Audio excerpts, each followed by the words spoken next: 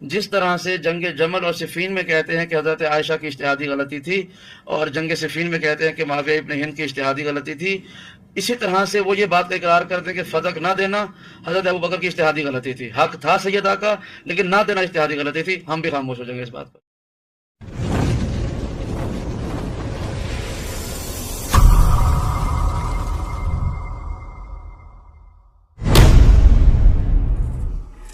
شیعہ ذاکر حتی المکان کوشش یہی کرتے ہیں کہ کوئی ہمیں ایسا طریقہ ملے کہ خلفائے راشدین پر تان کیا جائے، ان پر الزام لگایا جائے، ان کی شانوں کو گھٹایا جائے. لیکن نہیں، ایسا انشاءاللہ تعالی ہم کبھی نہیں ہونے دیں گے. آپ کے ہر سوال کا مقبول ہم جواب جو ہے نا وہ دیتے رہیں گے. یہ ذاکر جو ہے نا یہ جھوٹ، فراڈ، افطرا، بہتان کا ایک پلندہ ہے. یہ کتب حدیث کا انہوں نے وزٹ نہیں کرنا ہوتا، اور کتب حدیث سے ان کا کوئی تعلق بھی نہیں ہے. بس جھوٹی سچی احادیث یہ گھر کے اپنے پاس اہل بیت کی طرف منسوب کر کے بس صحابہ کی شانوں کو ہر وقت بچانے کی جو کوشش میں لگے رہتے ہیں. ابھی یہ کتنے مہذب انداز سے کہہ رہا تھا کہ جی وہ جنگ صفین اور جنگ جمل جو ہے نا آپ سنی مانتے ہو کہ وہ اجتہادی غلطی تھی. آپ ایک بار یہ مان جاؤ کہ فتق نہ دینا حضرت ابوبکر صدیق کی اجتہادی غلطی تھی تو ہم چپ کر جائیں گے فتق کے معاملے میں.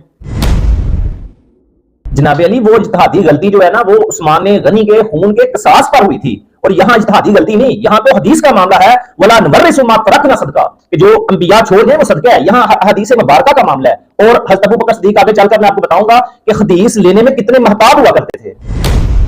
نہیں بات تمہاری وہ جنگ جمل اور جنگ صفین کا جو تم کہہ رہے تھے وہ ہمارے پاس موجود ہے اسکرین کے سامنے، آپ دیکھ بھی سکتے ہیں. یہ بات بالکل واضح ہے اور ظاہر ہے کہ امیر معاویہ اور عائشہ، یہ مولا علی کا قول ہے کہ امیر معاویہ اور حضرت عائشہ صدیقہ رضی اللہ عنہا کا اور ہمارا رب ایک ہے، رسول ایک ہے، اور ہماری جو دعوت تبلیغ ہے نا وہ بھی مولا علی فرماتے ہیں ایک ہے.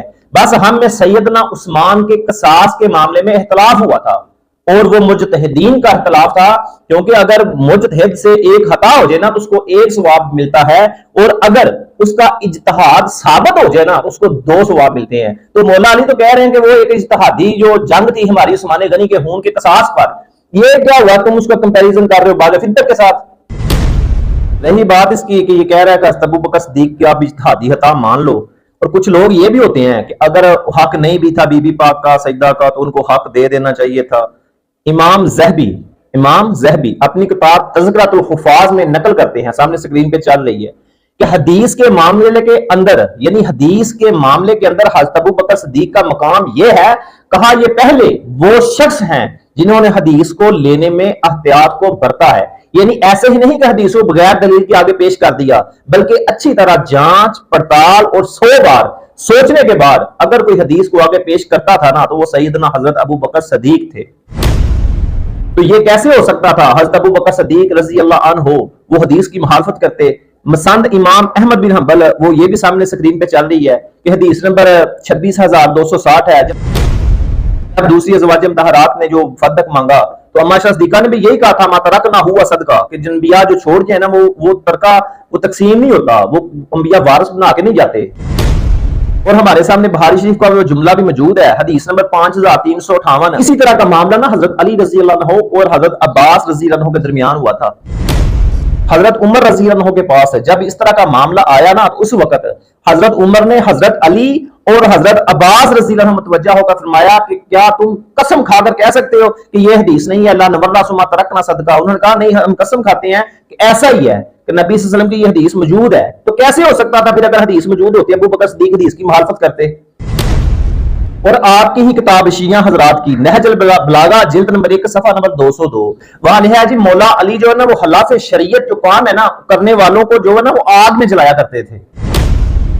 کہتے ہیں جی حضرت ابوبکر صدیق نے جی جو فتح کے نا وہ غصب کر لیا تھا. اب سوال یہ ہے کہ اگر حضرت ابوبکر صدیق نے اپنے دور خلافت میں فتح کو غصب کر لیا تھا تو جناب حضرت مولا علی کا فرض تھا نا کہ وہ فتح کو تقسیم کر دیتے. اس وقت کون سا اس کے وارث موجود نہیں تھے، اور اس ظلم کو اور وہ نجائز بات تھی وہ اپنے دور خلافت میں ختم کر دیتے. کیونکہ خود حضرت علی مولا فرماتے ہیں کہ امام کے لیے 5 امر ضروری ہیں: خوب واز کرنا، لوگوں کو خیر خواہی میں خوب قوت جو ہے نا وہ صرف کرنا، نبی صلی اللہ علیہ وآلہ وسلم کی سنت کو زندہ کرنا، اور سزاؤں کے حقداروں کو سزائیں دینا، حقداروں کو ان کے حقوق واپس لٹانا.